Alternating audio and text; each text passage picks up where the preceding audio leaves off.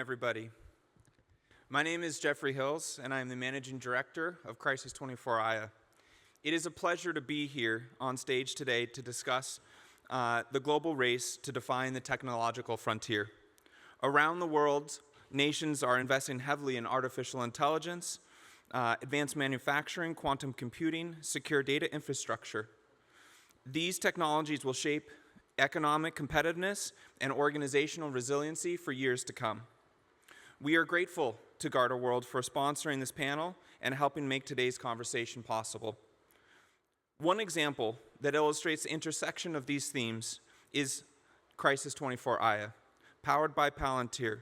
The platform uses AI and secure data systems to provide organization actionable insight into emerging risk and complex geopolitical and economic trends. It shows how technology can help decision makers navigate complex challenges and environments and respond effectively in real time. Platforms like Crisis 24 highlight two important points.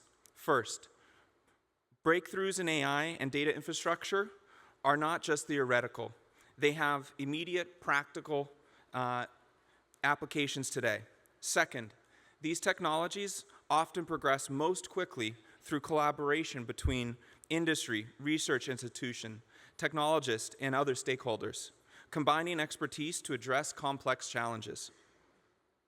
As technology advances, questions arise about how to manage its deployment responsibly. How do we ensure innovation delivers value while remaining safe and reliable? What type of partnerships, frameworks, or practices help guide the responsible use of these technologies? These are the example of questions the panel is here to explore. We have a unique opportunity to examine the practical and strategic dimensions of AI, advanced manufacturing, and secure infrastructure, and to think critically about how these technologies are shaping the world today and the years ahead. With that, I'll turn it over to Lisa Gordon-Hagerty to lead the discussion. Thank you. The stock of $29 billion of market cap improvement. Are you investing because you actually have a strong conviction around what that ROIC will be, or is this a way with you?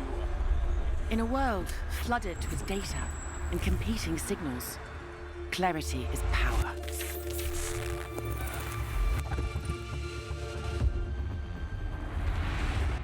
Out of the noise emerges AiiA President's Brief. Driven by Crisis 24's global intelligence, empowered by Palantir's advanced AI. Leaders gain foresight to identify risks, seize opportunities, and forge decisive outcomes, bringing state-level intelligence to titans of global business. Empowering leaders who shape the future. Good afternoon, everyone. First of all, thank you to GardaWorld and the IEFA for this opportunity to moderate this incredibly capable panel of experts discussing the race for technological leadership. Mr. Hill's opening remarks have clearly and succinctly pointed out the realities we all face. As the technological frontier accelerates and geopolitical rivalry intensifies, the choices we make today on policy, regulation, innovation, and collaboration will determine which nations and companies lead over the next decade. Today's discussion will tackle these issues head-on, helping us to understand what must be done to secure technological leadership in an increasingly contested world. I'm delighted to introduce our panelists this afternoon. First, we have Nicole Foster, Director of AWS Global AI and ML in Canada Public Policy at Amazon. Next to her, we have Pete McAleer, VP, U.S. Government and Defense Affairs for Bombardier, a former Marine, but as many of us know, once a Marine, always a Marine. Tarek, co-founder and managing partner of Type 1 Ventures. Good afternoon. Ansel Stein, VP of Operations for Crisis 24. and Patrick Sullivan, Chief Technology Officer at Akamai. To begin our conversation, I would like our panel to describe one or two topic points that each of you see as the biggest and most urgent concerns, as well as opportunities as we sit here today in the realm of AI. But first, I'd like to start with Mr. Sullivan, if you'll allow me, and that's because Mr. Sullivan unfortunately has to depart a bit early. So I'd like to ask a specific question to you. As the digital attack surface expands, what emerging threats are of the greatest concern to you when it comes to the production of critical digital infrastructure? Sure, there's a couple of things. I would say the first is, we're looking at very new technology with AI, and I think we see new protocols emerging very, very rapidly, and I suspect we're going to follow a similar curve when we saw new technology like e-commerce that led to databases of credit cards working their way out the door. We saw cloud technology give rise to a whole industry of cloud security companies to help organizations safely deploy to the cloud. And I think we'll see the same thing with AI, where organizations will find ways to safely protect these applications running in sort of an AI model. So I'd say that's one. The other is, we're seeing some really interesting things on adversarial use of AI. There was a recent report about, a state driven attack out of China leveraging U.S. AI infrastructure to launch attacks against a variety of different industries. And what was interesting about that, I think, was that there was nothing spectacular about the attack at all. It was just basically the same techniques that attackers use day in, day out, but just automated with AI. So if you think about that, it's low cost, somebody that could basically hit all of your attack surface very, very frequently. So it's lowering the bar for a lot of the attacks that we see today. So it's not so much about the spectacular as it is about coverage. Thank you very much. So I'd like to start down here with Nicole. Could you answer the same question, please? Could you describe one or two topic points that you see as the biggest and most urgent concerns, as well as opportunities as we sit here today in the realm of AI? Sure. So when I think about the opportunities around AI, I think the one thing that I've sort of been trying to speak to governments around the world about is that the AI race is actually not going to be won by who invented it first. It's going to be who uses it best. And so really persuading governments to think more about what their strategies around productivity and competitiveness are around, and thinking really clearly about what AI adoption is. And where those opportunities are going to be in sectors that really matter to their kind of longer term economic success, and particularly those sectors that are important for export. So I think just thinking about not just how we build and invent this technology, but how we're going to use it going forward. Thank you. Well, thank you. And I'll follow right on those comments. So coming from Bombardier, which is a traditional manufacturing company in the aerospace sector, some of our view for this is how we use AI in the development of our products. One of the things that we're most proud of is that over the last 30 years, we have certified 30 different aircraft. Yet each one of those is a multi-year project that requires the design, the development, the testing, the fielding. How much of that can be accelerated by AI? How much of that can be secured by that information and making sure that it doesn't fall into the wrong hands or get used for purposes? Those are the things that we're looking at. As we continue to do the development, we're interested in the application of AI to improve our overall product. That's really interesting. I think when we look at, Type 1, we're investors in Anthropic, OpenAI, xAI, as well as a few other underlying infrastructure projects for AI. We're actually on the board of Cam Ghaffari and Zaxium Space, who was up here on stage earlier. And a couple things I see in AI is I see the applications, as you're referring to, with the benefits of how you manufacture subcomponents, like the iteration cycles of the subcomponent manufacturing process. I think that's a positive, but then I look at the negative sides of it. The energy use required to continue to upkeep AI, the data that we need to feed these AI models to stay on top is going to be key. But then the underlying like real negative application of it is something. There's this company we just invested in called Red Queen Bio. It's called RQB that we invested in it with OpenAI. And what they want to do is they want to be the Palantir of biotech. And why does that need to exist today? Well, because if you take an AI model, you can do an open source. It's called an open source large protein model. When you build a virus like a COVID-19, it's essentially a chain of proteins stacked together, which make it an adverse virus. And so if you wanted to make a pathogen that were to attack a whole country, you would have to be a nation state in the level of resources and capability to do that 10, 20 years ago.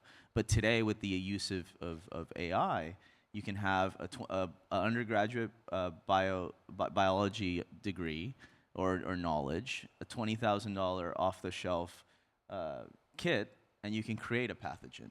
And so as a country, we stand open and vulnerable to attacks unless we have the counter use of AI in the likes of Red Queen Bio to be able to figure out what the solution to those pathogens are. So you use your AI to counter your AI.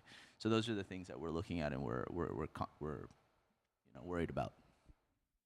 It's really interesting to think about it like that. And I'll just pull on that thread a little bit. I mean, I think what we're trying to do with AiiA and with the President's brief is, I think of it a little bit of supercharging human capacity and how you move beyond sort of automation of process to get to sort of enhancing the future, right? So we're focused on anticipatory intelligence, but how can you build a machine that lets humans do those things with their gray matter that only humans can do? And this gets to like judgment and wisdom and how people navigate those things.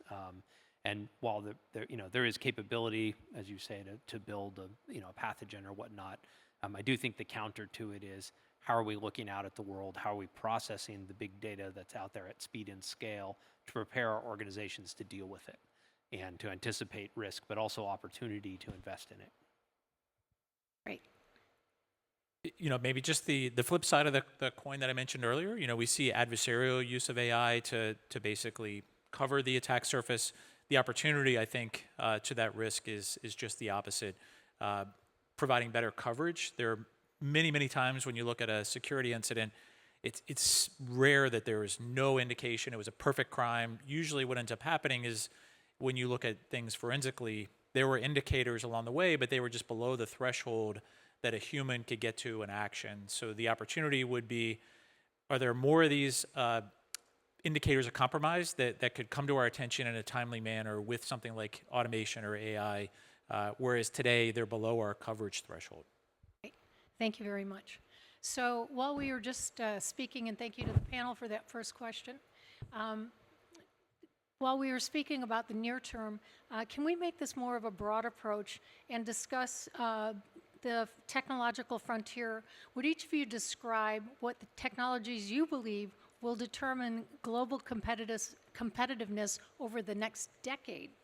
And along those lines, how can policymakers, which obviously figure into this discussion very clearly, and business leaders ensure developing and emerging technologies are developed and deployed responsibly without stifling innovation? That's a lot of questions in one. I'll go back to, I think, the most compelling challenge that we have is actually figuring out how we apply the technology. So, we obviously work with customers around the world who are trying to figure out their use cases. And I would just sort of say, the first sort of piece of this is what enables access to AI is often first doing your kind of migration to cloud. And to do that, you kind of need the right people in addition to the right access to the technology and the ability to procure it. But you also need very strong leadership. And because these are really change management exercise. And so kind of giving people permission to fail, but also, being the leaders of change in your organization is a huge part of that. When we think about AI and what is stopping organizations from adopting AI, there's really sort of a magical kind of combination of three things that you need in your organization to adopt AI. And it starts with data, which was one of the things you mentioned. So you need good data, you need the tech, but then you also need that sort of deep expertise of understanding your sector and your business to figure out how to apply it. And so I actually think just figuring out how we use what we already have is kind of the big revolution that we're all waiting to see the results of, and I think what a lot of the hopes of the industry are kind of relying on.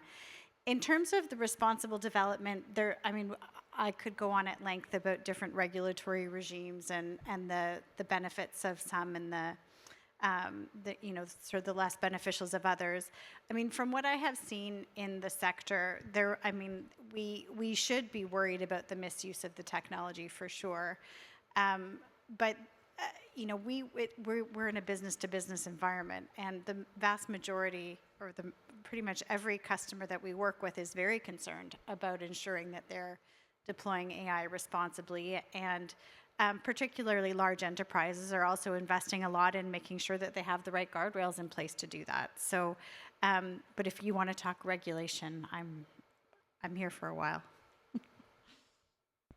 Well, good. I'll jump into the regulation part. I think what matters most from our perspective is building that level of trust beyond getting to whether or not we're using the technology, but can we trust it?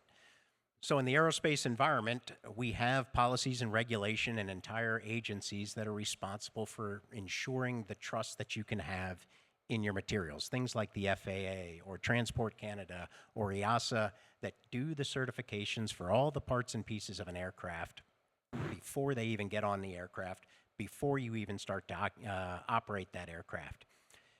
We would need the same level of trust put into that source data that can drive AI, that can drive that development, that allows you to expand what you can do. I think there's a role for government to play in that through regulation or policy that gives you some measure of assurance that what we're using is good.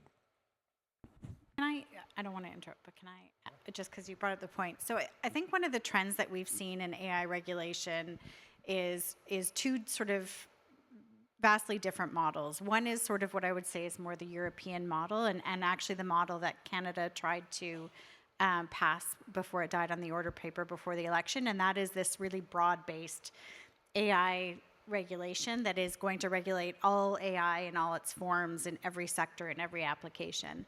And it is an extremely complex task, whereas the US doesn't have this broad-based legislation, and neither does, and the UK has actually done something quite similar, which is really kind of enable its existing regulatory authorities to look at where do we have gaps in our existing regulations or frameworks that we need to apply to AI.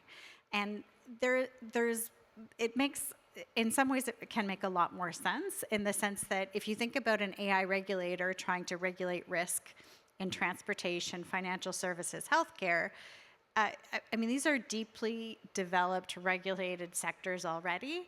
And so having a regulator that already understands how to mitigate risk in those sectors is potentially a much more effective way to go about regulating AI. And so I want to just sort of highlight that, like, having more specialized knowledge in your sector is going to be valuable even from an oversight perspective, so they understand the risks in your sector. I think I take an opposite approach. I think if we take the approach of regulation, what regulation usually does is it lags behind all the innovation. And so if we want to, on a world stage, be a nation that succeeds in developing our AI sector, the more we regulate it, the more we inhibit it. Because frankly, a regulator is not going to know and not going to be up to speed on. Otherwise, they'd be the developer. If you're a regulator, that means you're like a professor ends up being somebody that's been out of the industry for a while. And so to get at the speed of the changes of AI, even an investor or people in the industry can't really keep up. So if we think we're going to regulate, if we have this whole idea that we're going to regulate ourselves out of the negative impacts of AI, I think we're dreaming. And so what we need to focus on is being the fastest at developing it, because the head start of, say, an OpenAI to all the other language models keeps shrinking and shrinking. And so for us to stay ahead, that's the only way that you can protect yourself is by having the strongest model, in my opinion. And if you look at even the internet or crypto, we're having a hard time even keeping up with the speed of change of those industries on the regulation level. What makes us believe that we're going to have a human regulate an AI model? And so that's just my personal opinion. I think hands off. There's probably a joke in there about AI regulating AI, right? That's probably what's The gonna only happen. way to keep up is to have Probably what's going to happen. the robots will fight each other. I want the end of that. You had a question about national competition and whatever, so I don't think we've talked about. So I'll just sort of push on because I think we've really good exchange of views on the regulation. I mean, I guess I'm going to come at it from an applied AI lens, which is I think we're doing data for what and why really well, and there's probably not that much differentiation between the different national models, if we can kind of put it that way, and the way. But I think we need to think really hard about how we harness that to get to the so what. And one of our sort of founding principles at our project is that we live in the age of the tyranny of data, that we solved so many problems with more data that in and of itself is the sort of defining problem we've got. And so where we're trying to push is how do you separate that, and this, forgive the cliche, but signal from noise, and how do we actually get to what is meaningful? And I think there's a lot of rigor to that, and I think that's actually where human re-enters into the loop, right? Because your popular large language model is the best at giving you the most generic answer possible, right? It's going to populate it across the bell curve, and we've looked at 50 billion emails, and the best greeting is warm regards, and so your email is going to end with that. But how we factor back in that human role with it, I think, is actually how we sort of navigate national competition, and at the risk of sort of leaning into the success of the West, but that's one of the things we do really well because of the exchange of ideas here and the free and the competition between different models and stuff. And I think that's kind of where the really interesting edge is. It's not about sort of writing the mundane, but it's like how do we really lean in and bring stuff out of the academy or other really well-developed, mature areas of business or whatever, and get that into the AI and the thinking. And I mean, I find that idea so captivating of how do we get into that. Thank you. I'd like to turn now to you all specifically and ask you some questions. Now, I know you've done a great job of detailing very broad aspects of each of your respective companies, but Nicole, AWS is at the forefront of applying AI across virtually every industry. You've been kind enough to share insights, but could you talk a little bit more about perhaps a little bit of Amazon's secret sauce, if you will, thinking and Amazon's thinking about the interplay between innovation and governance, not regulatory, but internal governance structures and architectures, ensuring responsible AI development while remaining competitive.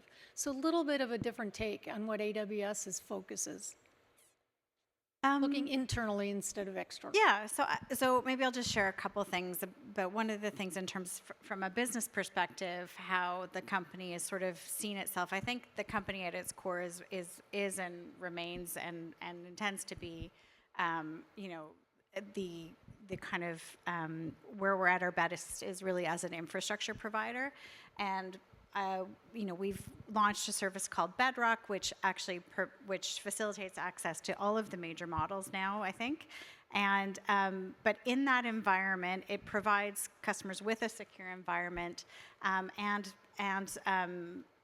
very advanced guardrails and tools for deploying responsibly, which is something that customers want. And it allows you to adjust your kind of guardrails the way you want. From an internal governance perspective, I'd say that we have leaned quite heavily into working with others to come up with a lot of voluntary governance initiatives or responsible AI initiatives. And some of that has been through our global participation in other countries and through kind of multilateral fora. But a few examples are through the kind of what I would loosely call the Bletchley Park process. Has been a couple of voluntary reporting mechanisms that have emerged. One is the responsible scaling framework, and we would have published ours about 6 months ago, and it really is kind of putting us, I think, a step ahead of where a lot of the regulation is going in terms of expectations around transparency. So when it comes to thinking about how we have to then comply with new legislative frameworks, we already have a lot of that internal governance and thinking already completed. And then the other is the OECD produced a reporting framework that was something that was vetted by the G7 countries or championed by the G7 countries. And that's another example of kind of where these, having kind of signed on to these voluntary reporting mechanisms, when before we've actually figured out how we're going to do the reporting, has sort of, I mean, it's a bit of an external forcing function, but it means that it has created an opportunity for us to think about how we best organize ourselves to meet some of the external kind of needs of our stakeholders in terms of that kind of trust piece. So I think the other thing that we're really trying to accomplish that is this is a global technology, and as a global technology, it is extremely difficult for us, we're a one-to-many company, to be figuring out the nuances of compliance in multiple different sort of regimes around the world.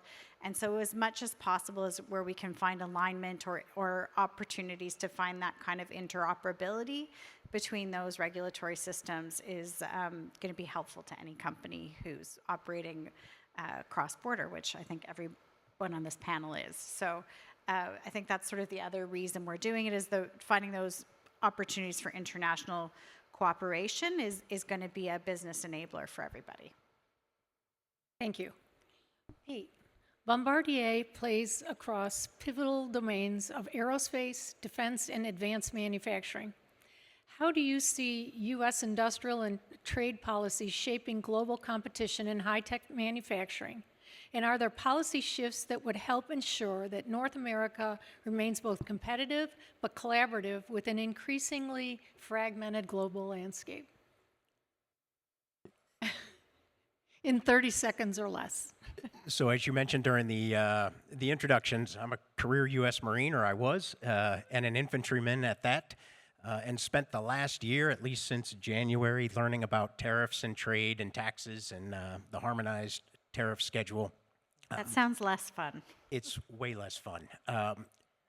But it's absolutely critical that we understand the changes that are happening in the global economic situation for us right now. Bombardier is a Canadian-owned, Canadian-headquartered company, yet it's at least a dual citizen, if not a multinational.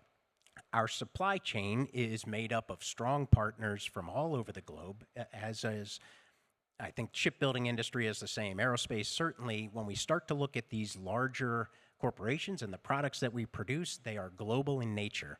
The data that's going to supply AI is global in nature. We have to find a way to facilitate the interactions that allow for the development of the next big thing. For us, we just certified with Transport Canada the Global 8000. That's our new flagship aircraft. It broke the sound barrier in testing, and on purpose, I might add. So it's the fastest commercial aircraft since the Concorde. That's got U.S. engines. It's got Canadian fuselage. It's got bits and pieces from EU. That thing is a globally produced aircraft. We can't continue to develop it if we can't access those kind of markets. And so as we look at this, what we are trying to do is advocate for and facilitate those relationships that are important towards developing these kind of products, and importantly, the product that comes after, which may not look like your standard tube and wing aircraft. Here in Florida, we see what the Space Coast is doing. We see what the aerospace sector is doing. We see unmanned. We see things like this that are being developed in places that we haven't usually been. How do you facilitate that and not put the artificial walls in place that slow down the business? Thank you. Tarek, you did a wonderful job explaining where your investments are occurring currently with your company, but could you tell us as an investor also where you see the most promising breakthroughs at the frontier of AI, quantum, and space technology?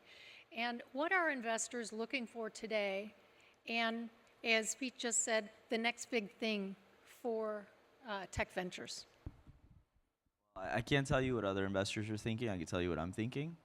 And I'm guessing the next one's going to be the Global 9,000. Or no, I'm kidding. It might be. Let me talk to my marketers. But I think like one of the points I wanted to make before is if you can build a SpaceX Starship, but FAA can't regulate fast enough, and you could build a whole rocket faster, that's the type of regulation that I want to hands off on, where you have people that don't understand what you're building. But for me, I think the next big thing that we're looking at is lunar infrastructure. So we're investors in SpaceX, Axiom Space, we're on the board. I'm on the board of this company called Lunar Outpost, and they're based in Denver, small little startup. If you guys remember, well, not many of us were alive back then, but if you remember the videos of the Apollo astronauts driving on the moon in that little buggy, well, they're making a next generation of those for our Artemis astronauts that will use the Axiom spacesuit to get around. And so if you want to have infrastructure on the moon, I always say the ultimate high ground for military use is actually the lunar surface. And so it's really imperative for our national needs to have infrastructure and have presence, continuous presence on the moon. And why that means investment for me, it's like, okay, we have the rockets to get to space. We have the infrastructure to stay in space on the stations, or pretty much we're almost there. Next thing, and you have the infrastructure to land on the moon, what we need now, and we're going to see over the next 3 to 5 years, is how do we stay and how do we make useful economic use of our stay from a government dollars perspective. And that requires infrastructure like the Lunar Terrain Vehicle that the government put out a $2 billion contract for. What does that mean? Once you have a vehicle like that, you can start mining for helium-3, mining for oxygen, mining for water. That allows you to stay and then make useful use of the assets in space. So those are one of the areas I'm looking at in space. Not yet Mars. I think we're seeing a lot of startups coming up with infrastructure that could be used on Mars. So Lunar Outpost is doing the LTV. Definitely take a look at that company. It's really exciting. And in that vein, all the other adjacent technologies. For AI, we're really unsure about the agents yet. It's changing so fast, so we're in the big language models. We've invested about $400 or $500 million in all the big language models, and so we'll keep doubling down on those for now. Quantum, we've invested in PsiQuantum, and we're really excited about that company, the use of photonics and quantum. But there's a lot of noise. I would say I can't cut through the noise and what's real. Besides that one, and then. Yeah, in biotech, we're also looking at some really exciting things. And it's all interoperable in nature, so it's not just an AI company, it's the space company benefiting from the use of AI, and the AI company benefiting from the use of space. So we're seeing a lot of the convergences around the breakthrough technologies, which we're really excited about investing in. So hopefully that answers the question. Thank you very much. Ansel, Crisis 24 sits at the nexus of AI, security, and intelligence. How are AI and real-time data platforms redefining the way governments and companies manage risk and decision-making? And can you share some examples of how applied AI has improved crisis management or operational efficiency in government or in the defense context? Yeah, sure.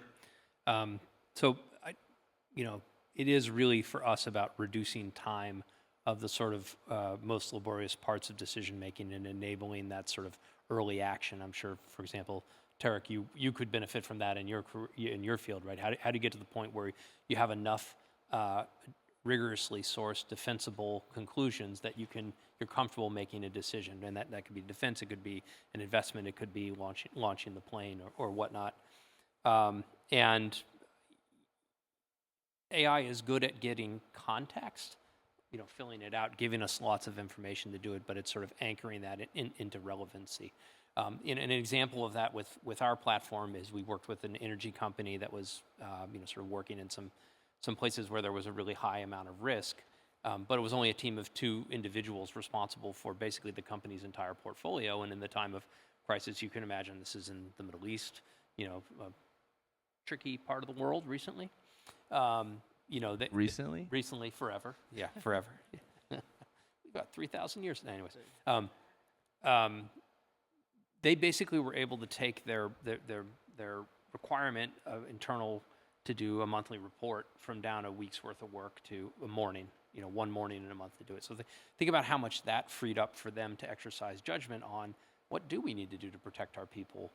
What are ways we can refine our processes? How can we kind of make the most of that? And then I would also argue from a human sustainability standpoint, that also freed them up to be, sort of give back a lot more to the whole of the enterprise because they weren't spending all their time on that.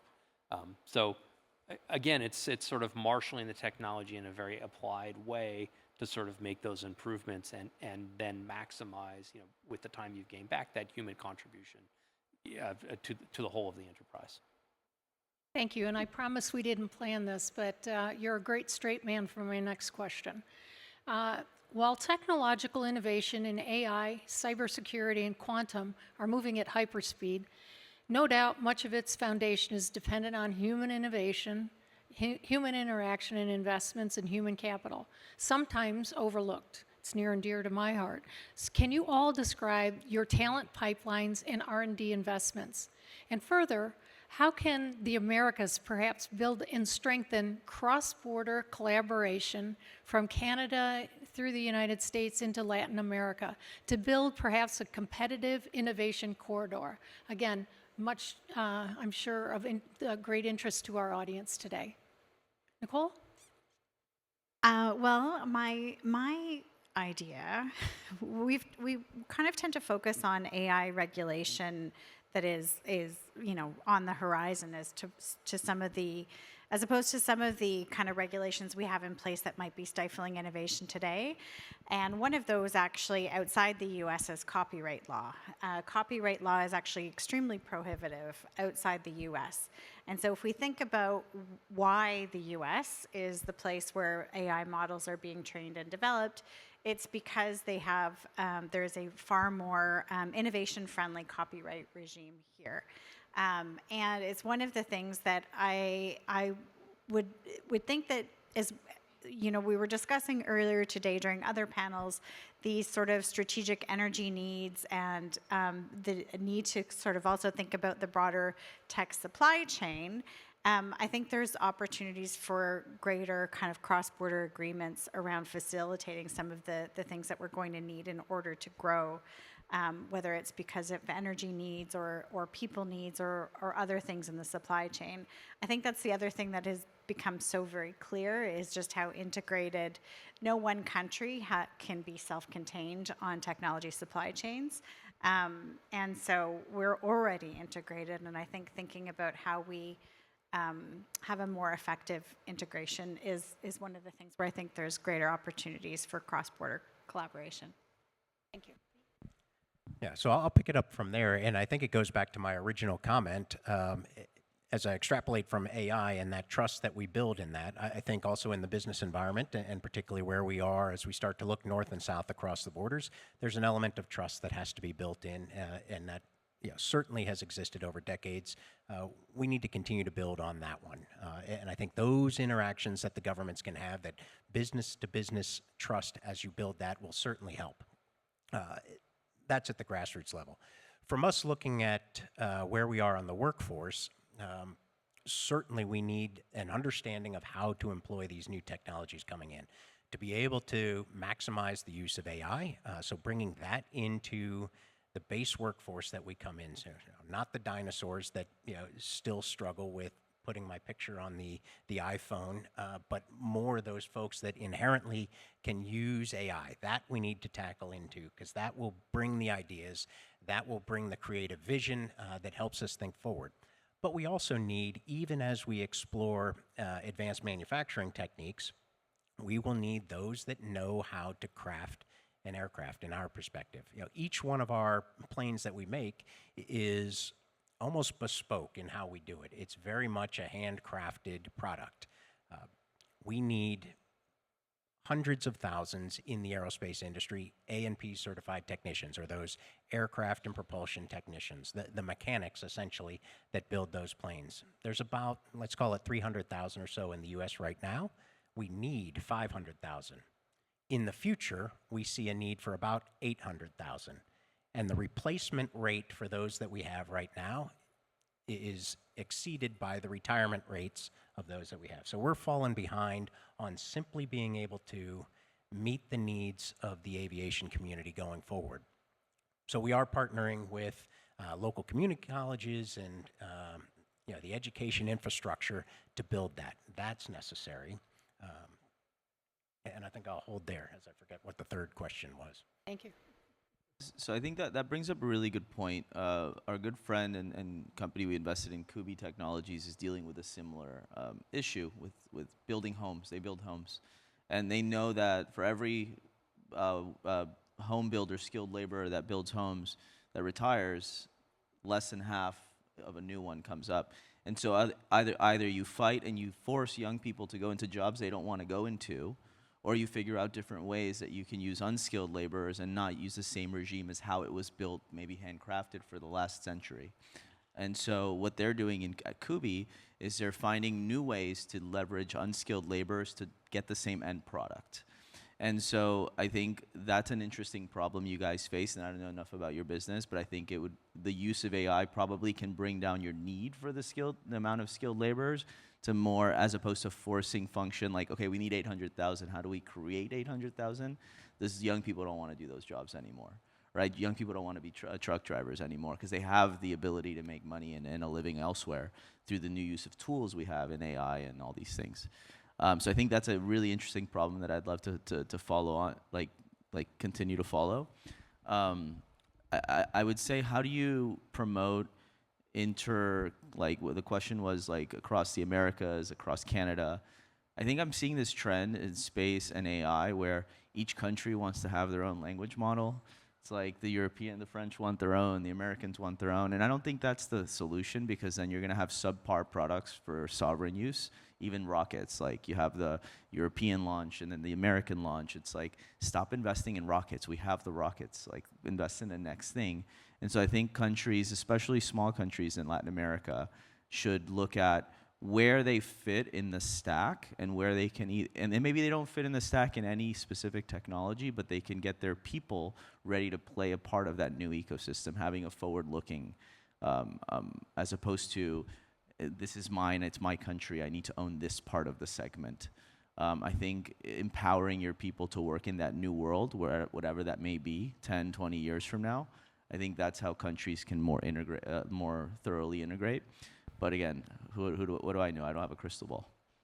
I think you raise a really interesting point, though, because another sort of truth of this era is this idea of strategic national assets and the race for critical minerals, and does country X in Europe really have to have its own dedicated supply of rare earths? Does that make sense? But they have good water bottles that don't fall off. That's good. Yeah. I guess I would say, sort of maybe summing up here, I feel like we're sort of in the trust business here.